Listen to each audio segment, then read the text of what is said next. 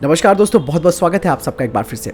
दोस्तों, हमारी अक्सर निगाहें नासा के मिशंस पर टिकी रहती हैं। नासा क्या करने वाला है और क्या कुछ करने वाला है, इस सब के बारे में हम जानना चाहते हैं। और आज हम ऐसे ही एक मिशन के बारे में बताने वाले हैं जो कि नासा लॉन्च करने वाला है, और इसके पीछे के कई सारे रीज़न भी आप जानेंगे कि आखिर ये मिशन है क्या। दरअसल दोस्तों, सौरमंडल में हमारा एक ग्रह है यूरेनस। इसका जो अध्ययन है उसे करने के लिए एक विशेष अभियान नासा लॉन्च करने वाला है। और आखिर इसके पीछे की वजह क्या है कि क्यों यूरेनस को चुना गया है, ये जानना आपके लिए ज़रूरी हो जाता है। और यही वजह है कि नासा ने इस वक्त अपनी प्राथमिकताओं को ध्यान में रखते हुए इस ग्रह को चुना है, जिसके लिए दोस्तों एक रिपोर्ट तैयार की गई है। और इस रिपोर्ट में कहा गया है कि नासा अगले दशक में यूरेनस के लिए अंतरिक्ष यान भेजेगा और ये उनकी टॉप प्रायोरिटीज में रहने वाला है। इसके पीछे का तर्क दोस्तों ये भी लगाया जा रहा है कि अभी तक हमने कई सारे जो अभियान भेजे हैं अलग अलग ग्रहों पर, लेकिन जो यूरेनस है जो हमारे सौरमंडल में स्थित है उस पर कोई विशेष अभियान नहीं भेजा गया, जिसकी वजह से आज भी यूरेनस हमारे खगोलविदों के लिए एक रहस्यमयी ग्रह बना हुआ है। तो इसके पीछे का मेन कारण ये भी है कि इस रहस्यमयी ग्रह पर जानकारी जुटाना। दोस्तों, कोई भी मिशन अगर लॉन्च किया जाता है नासा के जरिए, उससे पहले एक प्लानिंग की जाती है। उस प्लानिंग को करने के लिए एक विशेष टीम बनाई जाती है।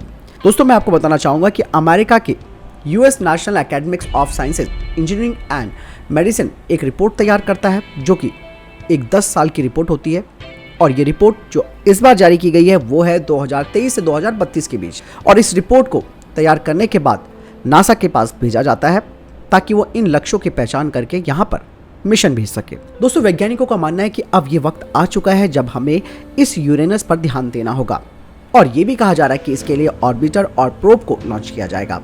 और ये प्रोब कई साल की यात्रा पर जाएगा, जहां वो इस ग्रह के वायुमंडल का अध्ययन भी करेगा। दरअसल दोस्तों, सौरमंडल का सबसे अजीब ग्रह माना गया है यूरेनस। यह अभियान इस बड़े विशालकाय बर्फीले ग्रह और उसके चंद्रमाओं के बारे में जानकारी हासिल करेगा। दोस्तों, ये हमारे सौरमंडल का इकलौता ऐसा ग्रह है जिसकी जो एक्सिस की धुरी है वो इतनी झुकी हुई है कि वो लगभग ग्रहों की कक्षा के तल के समांतर है। जैसे कि इसके छल्ले सौरमंडल में और कहीं नहीं मिलते।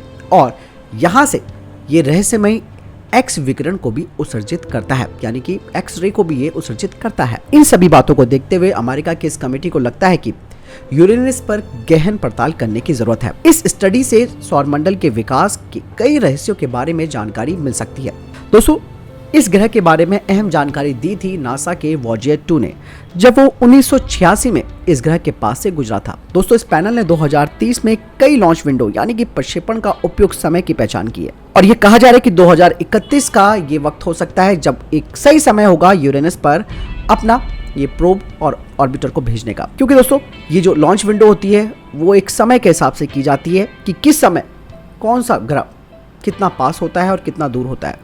उसी के बेसिस पर ये प्लानिंग तैयार की जाती है और तभी लॉन्च विंडो उसके लिए तैयार की जाती है। ये नहीं कि हमने ये बना लिया है प्रोब और उसको कल ही हम लॉन्च कर देंगे, नहीं। इसके लिए पूरी स्टडी की जाती है कि किस वक्त कौन सा ग्रह कितना नज़दीक आएगा। तो ये सब प्लानिंग पहले से तय की जाती है। दोस्तों, ग्रहों के लिए अभियान भेजना एक लंबा खेल होता है, ये तो आप सब जानते ही हैं, क्योंकि कई वक्त लग जाता है एक अभियान को वहाँ तक पहुँचने के लिए। इसीलिए दोस्तों, यूरेनस के लिए जो कहा जा रहा है कि उसकी जो आंतरिक ऊर्जा है वो कम है, इसका वायुमंडल भी काफ़ी सक्रिय है और इसका जटिल मैग्नेटिक फील्ड कई पहेलियां भी खड़ी करता है वैज्ञानिकों के आगे। अब कहा जा रहा है कि पुरातन काल में किसी बड़े पिंड से टकराव के कारण इसकी धुरी का झुकाव बहुत ज़्यादा बदल गया था और शायद इसी वजह से उसके छल्ले और चंद्रमा बने थे। दोस्तों, यूरेनस के विशाल बर्फीले चट्टान वाले चंद्रमाओं में चौंकाने वाले भूगर्भीय गतिविधियों के संकेत भी वॉयेजर 2 ने दिए थे।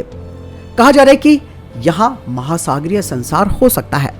दोस्तों, हमारे खगोल जीव वैज्ञानिकों की विशेष रुचि रही है महासागरीय संसारों को खोजने की, क्योंकि वैज्ञानिकों का मानना है कि इन भूगर्भीय रूप से सक्रिय पिंडों के महासागरों के तलों में ज्वालामुखी सुराखों की वजह से पूरे पारिस्थितिक तंत्र यानी कि इकोसिस्टम फलते फूलते हैं, जैसे कि पृथ्वी के मामले में भी हुआ। पृथ्वी के महासागरों के जल उष्मीय सुराखों में होता है। सौरमंडल में इस तरीके के बहुत से पिंड पहचाने गए हैं और इनमें ही पृथ्वी से बाहर जीवन होने के प्रबल दावेदारी मानी जाती है। तो दोस्तों, आपने जाना कि आखिरकार क्यों चुना गया है यूरेनस को स्टडी के लिए और क्यों वहां पर अभियान भेजा जा रहा है, जिसके पीछे का बहुत सारा आप समझ चुके हैं कि क्या मामला है। और सबसे बड़ी वजह यह है कि ये जो रहस्यमय ग्रह या आप पिंड कह सकते हैं इसके बारे में अभी तक हमारे वैज्ञानिकों के पास कोई जानकारी नहीं है। शायद यहाँ पर कुछ ना कुछ जीवन के संकेत मिल सकते हैं और इसीलिए इसके लिए 2031 की जो विंडो है उसे रखा गया है कि इस दौरान यहाँ पर अभियान भेजा जाएगा।